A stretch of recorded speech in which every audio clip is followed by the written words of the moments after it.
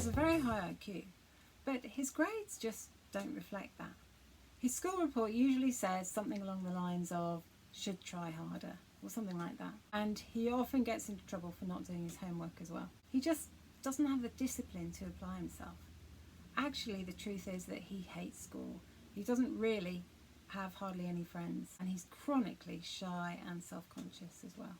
In fact, he's altogether not a happy boy. He's even been in a couple of fights at school because he finds it difficult to control his anger. His friend Marcus, on the other hand, loves school. He has lots of friends, he's popular, and although he's not nearly as academically gifted as Peter, he usually gets really good grades because he does work harder and he always does his homework. And also, when he finds something difficult or he struggles with something, he's very good at sticking with it and keeping on at it until he manages to master it. Marcus has a much happier home life too. He gets on pretty well with his parents and he's generally quite well adjusted, really. So what's the difference between the two? Why does Marcus seem to sail through life while Peter just finds everything a struggle? The difference, believe it or not, is their EQ, or their emotional intelligence. Now, the likely future for both of them is pretty well mapped out as well, isn't it? You can just see it, can't you? Marcus is likely to do well enough in his exams to go into a good university, and he has no trouble forming close, connected relationships. So no matter what happens in his life, he'll have good friends and a loving spouse or partner to see him through the ups and downs and support him. Pete's future, on the other hand, is just a little bit more precarious, really.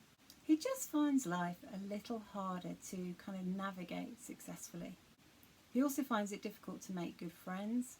So if he suffers some traumatic events such as divorce, debt, redundancy, bereavement, any of those things that, do tend to happen to all of us at some point or other, he's more likely to perhaps give way to depression, anxiety, or maybe a breakdown or some other emotional problem. And he might find it more difficult to move on and get over them. And if he has some particularly bad luck in his life, such as road rage or getting in with some bad people, he could end up in prison or addicted to something.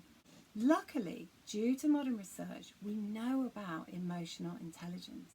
And we know that it's possible for anyone to build it at any age. So if Pete has the good sense to work on his, or maybe find a course to help him build it, then he can change that future to a much brighter one. He will also enjoy a happier social life, better relationships, and a more successful career into the bargain as well.